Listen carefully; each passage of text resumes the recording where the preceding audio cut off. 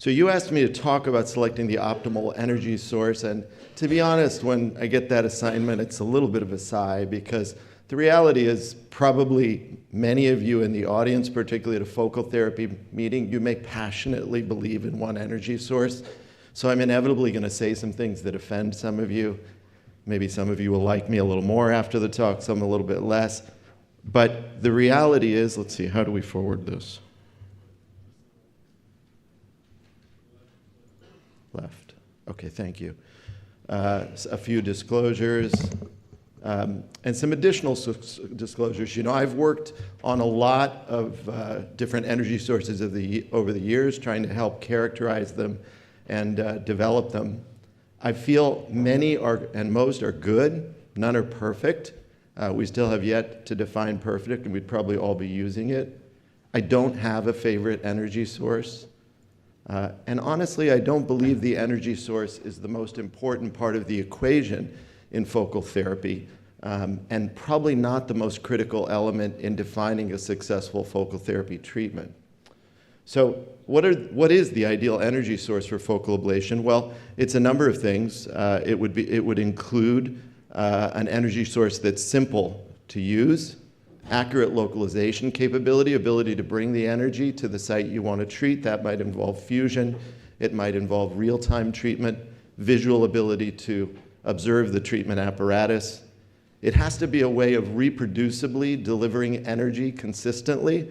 That may mean that it should be independent of host and tissue factors like calcification or gland size.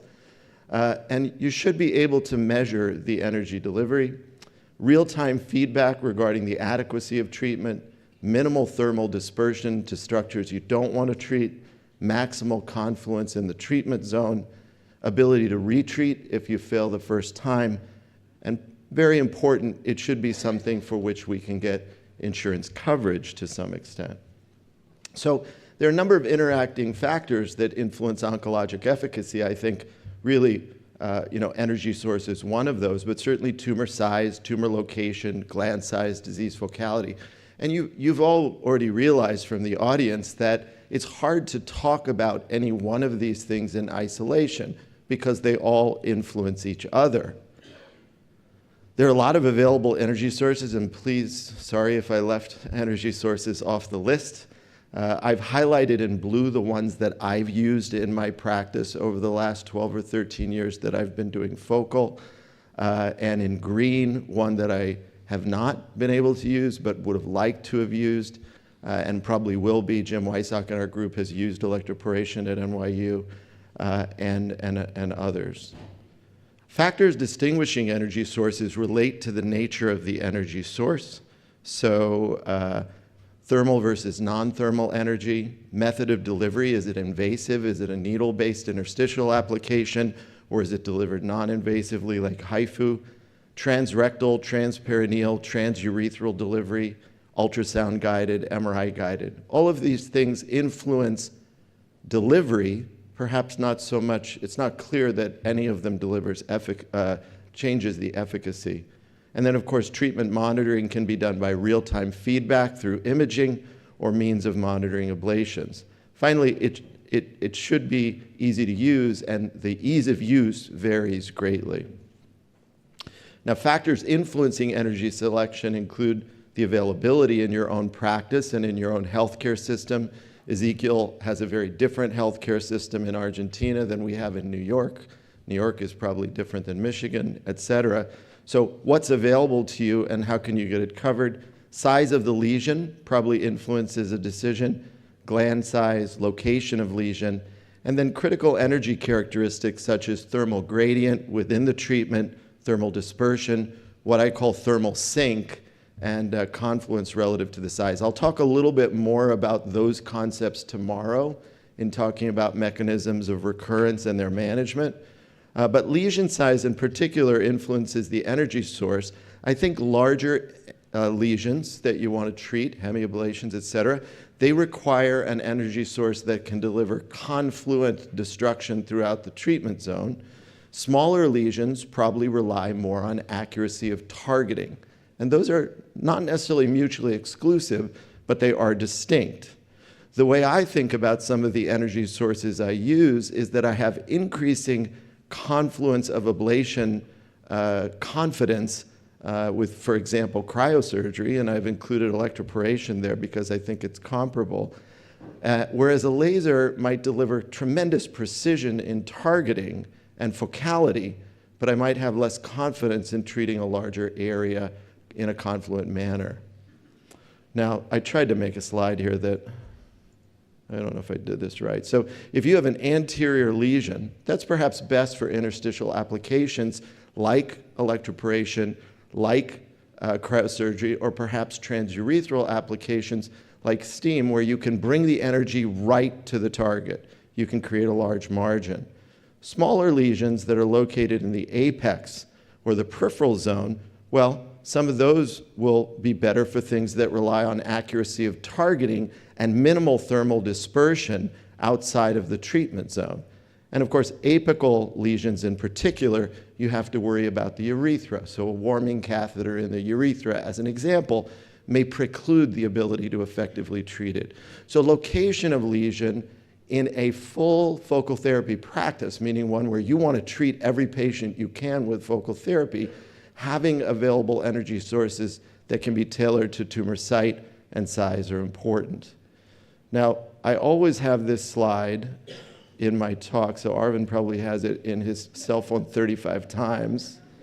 But it was a study we did with one of my fellows from Lille, from Arnold Wieler's program, where we showed that if you fuse the histology and the MRI, and you overlay the MRI, you always underestimate the size of the tumor. So if in fact you ablate just the tumor, you'll miss disease. So you really need to create a margin around the tumor.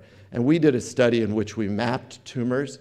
At least in our data, 9 millimeters was the critical number in which we included every index tumor that would have been treated. And so we've applied that broadly in our treatment planning of 10 millimeters, and I think others have as well. So as an example, here's a tumor in the right posterior prostate. And if I were planning, what I'll usually do is go on the MRI myself at the top, in the top left, and I will apply a 10 millimeter radial margin. In the coronal section, I will map out the tumor and apply a 10 millimeter margin. And so for most glands, this ends up being a fairly large zonal ablation. We don't do a lot of very focal ablations anymore because of our early experience. So how does that work? Well, if I'm choosing an energy source, the relevance is if I have that tumor in the posterolateral area, I have to remember there's a thermal gradient. In order to overcome that thermal gradient, warmer and warmer as we go out, I'm going to have to increase the thermal treatment zone and therefore potentially increase the toxicity. There are ways to overcome it, but that's a consideration. HIFU, on the other hand, might allow me to be more targeted of that tumor without the thermal dispersion to the surrounding neurovascular bundle. So that's how we think about the tumor in terms of selection. I'm going to run through a few of the known energy sources, not all of them, but to give you thoughts on how they would relate, perhaps, to some of these concepts that I've talked about. Well, cryosurgery is probably the oldest, cleared in '91. I did my first cryosurgery case actually when I was a resident in 1993. You had to hold the probe with 2 hands because it was heavy. They were big. But nonetheless, it's evolved over the years, but really the same technology for the most part. You do get real-time visual feedback. So this was a gentleman I treated actually in 2011 with focal cryo. So he has a left anterior transition zone tumor, ideally suited for cryo. You can, I don't have a pointer, but you can see it in the upper middle panel the best, perhaps. And this was what we did in those days. Not a very wide margin, but you do get good visual feedback of the edge of the ice ball. What we know now, though, is because of that thermal gradient, the edge of the ice ball is 0, right? So I did a very focal ablation in this guy, and indeed, he did eventually recur. I've treated him a second time, and now he's about, I think, 11 years out without signs of recurrence, 11, 12 years out. So early data with cryo was very good. If you look in the far right panel of men who underwent hemiablation or lesion targeted, in-field recurrence is a rare event with cryosurgery in general. So the merit is really that it's easy to use, very reliable tissue destruction, able to treat large areas with confluence, good visual feedback of what you're treating. You can do temperature mapping, generally paid for in this country by insurers. But targeting smaller lesions is difficult. Tissue deformation and shadowing, when you put the needles in, it does make it harder to know exactly where you're going. There is substantial thermal dispersion, substantial thermal gradient. If you have a urethral warmer, that's sinking the temperature away. And retreatment is feasible, but it's hard because there's a deformity that occurs. The tissue gets hard, harder to put the needles back, so not ideal in that setting. HIFU, many of you do. There are a couple of applications out there today. Performance of MRI to ultrasound with co-registration is one of the strengths. Many of these systems incorporate a co-registration platform, and here you see a tumor treatment zone selection using the Sonoblade system and how I map in the margin when I'm doing that treatment to make sure that we're treating what we want. We overlay the treatment in 2 millimeter voxels, so more targeted with less thermal dispersion. So I would say the merits are that this technology, unlike cryo, continues to evolve. Newer applications continue to improve, and they'll be better in the future, so there's room for improvement. Most systems have integrated fusion, accuracy of targeting. There's relatively less thermal dispersion. Confluence of ablation in smaller tissue tumors is very achievable, and it's paid for by many insurers. I feel that the limitations include the fact that it does have a significant learning curve to do HIFU well, in my opinion. I think that's true of all these procedures. We often think, oh, this is not a prostatectomy, it's not a cable thrombectomy. I'll pop into the OR, do a few, and then go off to my clinic. The reality is it's a surgical procedure, just like anything else. You've got to do it well, and you've got to critically evaluate your outcomes and figure out why your patients aren't doing well if they're not. There's always room for improvement. I think energy delivery with HIFU is variable, and to me, one of the most frustrating things is if you're getting feedback the tissue's not responding, there's not a clear guidance on what do you do? How do you fix the problem? Is it because the tissue is refractory to HIFU? Is it because the energy is not being delivered? So that's an area we can do better. I think confluence is less reliable in larger ablations because of tissue swelling and gland movement. There's limited real-time feedback on efficacy, and retreatment can often be limited by tissue reaction, including calcifications and cavitation. One of the older technology, not older, but one of the technologies I was very involved with was vascular targeted photodynamic therapy, which really never got traction here in the US. I oversaw the phase 2 trial in the US. It's basically the idea that you give a sensitizer, a drug that is light sensitive, you deliver light, excite the sensitizer, it creates free oxygen radicals, which then basically destroy the blood vessels and secondarily destroy the surrounding tissue. Let's get through this slide. So what we would do is wrap the patient in tinfoil, basically, to keep light off their skin, put the laser fibers into the gland, and then deliver the light and destroy the tissue after the drug was circulating. My collaborators at that time at UCL came up with a really nice formula where you could calculate the amount of necessary energy, light density index, by taking the illuminated fiber tip length over the target volume and decide how many laser fibers you needed to put in, and it was pretty reliable in allowing you to calculate energy delivery. So that was a nice, I think, merit of the treatment. And here was a confluent ablation in one of our patients a week after ablation. So PDT had certain merits: reproducible confluent treatment, reliable delivery energy based on planning. It was non-thermal, so there was really no dispersion of energy. But the limitation, it was complex to use. You had to wrap the patient in tinfoil and shut off the lights. And it involved a novel drug. That brings in drug safety considerations.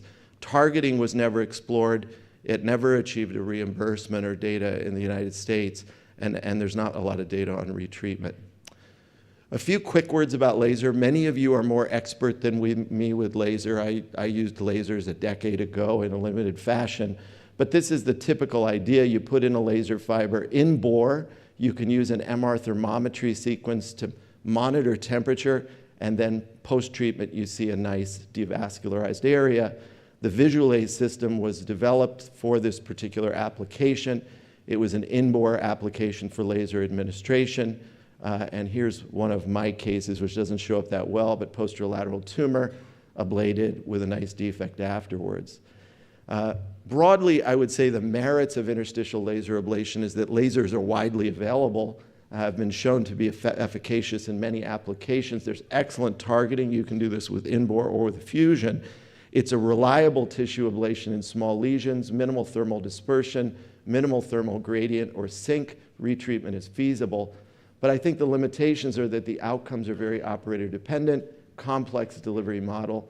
You have to figure out in your system if you can tie up MRI scanners for that long and who's going to be involved. Larger lesions, I think, are more difficult to treat with confluence. That's very operator dependent, and it's not reliably reimbursed, often a cash model. I will say a few words about an upcoming laser ablative technology. I'm actually going to be the head of this phase 3 trial when it eventually opens next year, but it's going to be a randomization of focal laser ablation to active surveillance in men with GG2 cancer. And this is using a technology from Avenda Health, which is in-office focal laser ablation. It incorporates a laser catheter delivered under ultrasound guidance with a thermal optical probe to measure temperature. And you can see that the thermal optical probe correlates very well with MRI thermometry in terms of temperature. And this is how it would work. You would put the probe in and monitor at different distances the coagulation radius, which has been one of the shortcomings, I suppose, of the laser. In their early results, good preservation of sexual urinary function. All the treatments were done in the office under local anesthesia, and so that's certainly a potential strength. Electroporation, I'm not going to say a lot about because I don't have a lot of experience, and I know you're going to hear from Phil Stricker, who has a lot. I think the merits are simplicity of use, reliable tissue destruction, non-thermal energy source, so minimal energy spread, minimal energy sink, ideal for anterior tumors.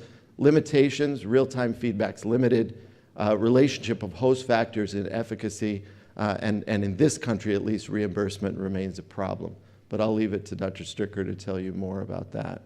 Final thing I'm going to talk about is the trial that Arvin alluded to that he and I are overseeing. We've just gotten underway a trial with Francis Medical, which is a water vapor ablation technology. For those of you familiar with Resume, it's a similar technology to Resume with a modified application device. But this is basically the idea that if you give vapor thermal therapy, you can generate tremendous energy for tissue destruction. And in phase change, that energy change will destroy cells, disrupting their membranes. So if you give traditional energy, the energy spreads out radially, whereas the vapor tends to fill the treatment lobe that you're injecting the steam into. So it's confined to certain intraprostatic barriers, but can allow for adequate spread of energy. This is sort of the device setup. It incorporates an MRI localization scheme and then a longer catheter tip. So here, this is what we see during the procedure. Scope in the urethra, catheter extended to the periphery of the prostate out here. And then once you're confident of the position, here you see the catheter insertion on the endoscope. You then start the ablation, and you get a nice visual representation of the steam spread within the gland. I think one of the potential merits, in my view, thus far in seeing this is simple to use, familiar to urologists, reliable tissue ablation, real-time feedback, minimal thermal dispersion beyond the capsule.